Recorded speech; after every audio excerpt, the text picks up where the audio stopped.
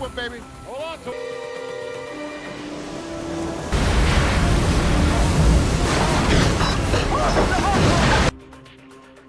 In the remote, uninhabited atolls of French Polynesia, the air still vibrates with the echo of atomic tests, a legacy of destruction that has scarred both land and sea. The radiation, silent yet relentless, transformed a small group of iguanas into something unimaginable, a new species of colossal monsters, born from chaos and the fury of wounded nature. Of them, only one endures, a solitary and terrifying creature, whose very existence is a warning cry the world has yet to hear.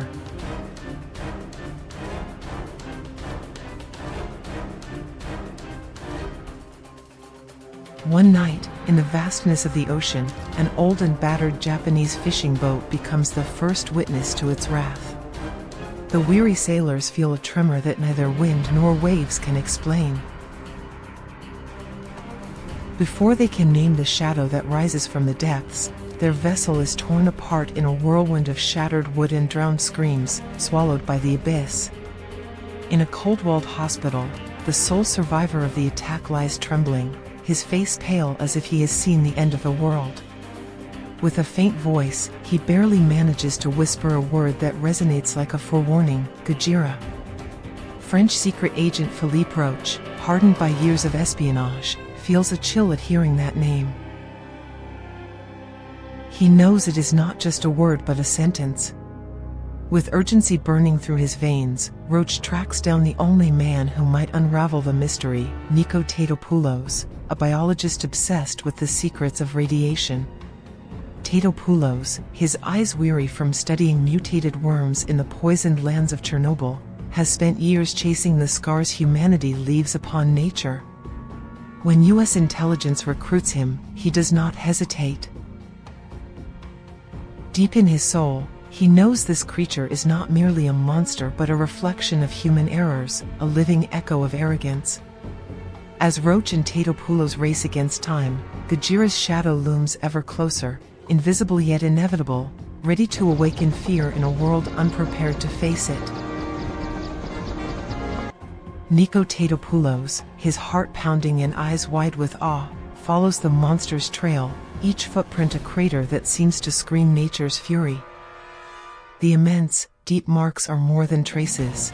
They are reminders that something ancient and colossal has awakened, a titan that does not belong to this world.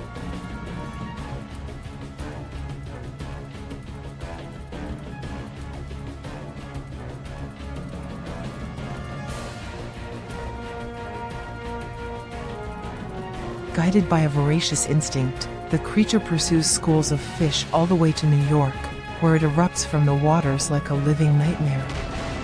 The streets crack beneath its weight, buildings tremble, and panic engulfs the city, a chaos of sirens, screams, and racing hearts. In the midst of the turmoil, Victor Pilati, a daring video reporter nicknamed Animal, risks everything to capture the monster on film. His footage, blurry yet terrifying, spreads across the world, turning him into an instant celebrity alongside his wife Lucy, whose pride and fear intertwine as she watches him triumph. Meanwhile, Nico appears on television, surrounded by scientists, his serious expression reflecting the gravity of the moment. In a small apartment, his ex-girlfriend Audrey Timmons watches the screen, heart clenched. Ambitious and determined, she sees in the crisis an opportunity for a career-defining story, but also feels the lingering echo of her past with Nico, a spark that never fully faded. Under Nico's guidance, the military floods the streets with fish, an irresistible lure that draws the monster to the surface.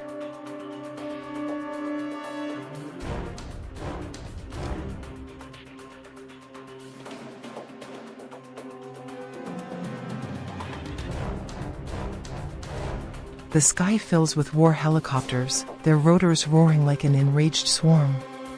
Soldiers fire, tanks thunder, yet the creature, cunning and resilient, evades the storm of steel and vanishes into the shadows.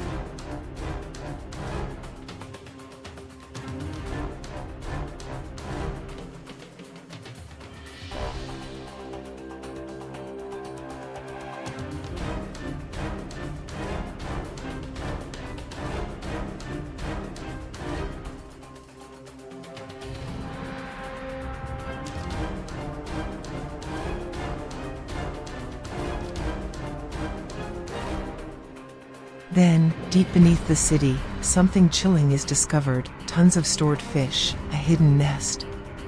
Nico, stomach tight with dread, realizes the truth: this monster, capable of reproducing alone, is not alone. It is preparing the ground for its offspring, a new generation of nightmares that threatens to wipe out everything humanity knows.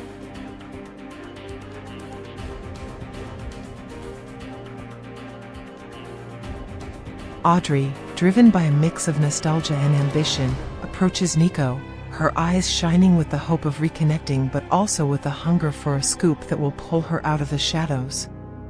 In a moment of weakness, she betrays his trust, leaking a devastating secret to the media: the monster, that unstoppable force, is a genetically modified iguana, a twisted echo of scientific arrogance. Her boss, a ruthless opportunist, steals the credit and christens the creature with a name that reverberates like thunder: Godzilla. The word spreads like wildfire, and Audrey, though wounded by the betrayal, feels the weight of her mistake when she sees the pain in Nico's eyes. Nico, blamed for the leak, is fired without hesitation, his reputation shattered. With a heavy heart but an alert mind, he leaves the government with one last warning: investigate whether Godzilla has laid eggs. His words fall on deaf ears, discarded by bureaucracy.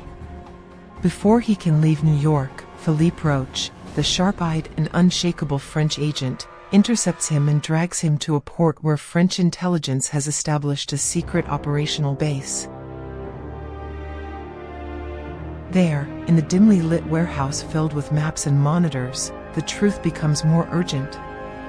In a new clash, the military unleashes its full arsenal against Godzilla.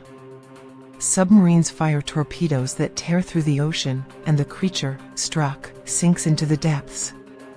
The world breathes a sigh of relief, believing it to be dead.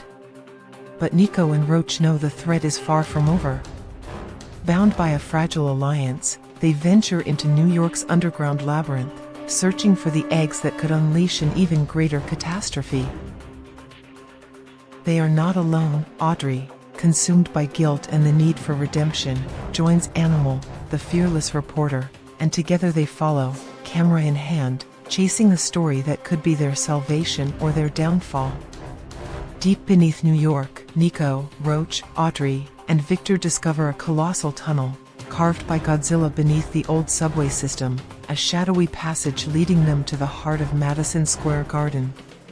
There, in the darkness, lies a nest of giant, pulsing eggs, each one carrying an impending threat.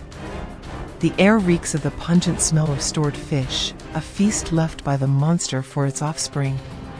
Suddenly, the eggs begin to hatch, and dozens of small but ferocious reptiles emerge, their eyes gleaming with hunger.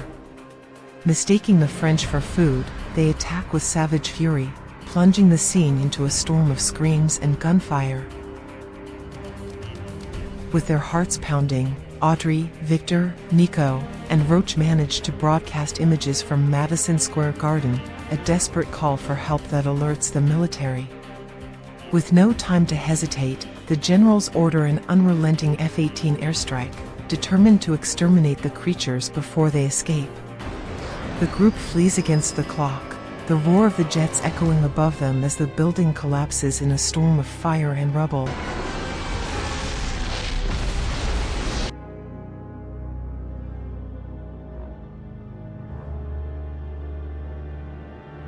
Amid the chaos, Nico and Audrey, caught in a gaze filled with regret and hope, reconcile, their hands intertwined like anchors in the storm.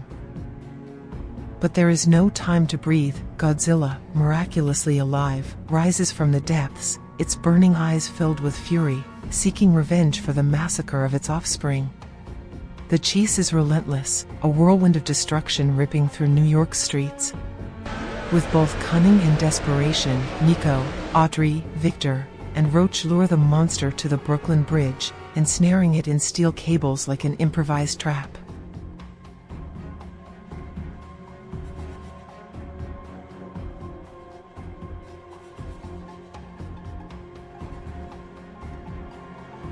The fighter jet seize the opportunity, raining down missiles that finally bring the beast down. The silence that follows is deafening, broken only by the cheers of an exhausted city. Yet the victory is bittersweet. Roach, with a sly grin, steals Victor's footage, promising to return it only after erasing any trace of French involvement. While the heroes celebrate, unaware of what lies beneath the ruins of Madison Square Garden, a single intact egg, hidden among the debris, begins to crack. A new creature, small but deadly, opens its eyes, its first roar a warning that the nightmare is far from over.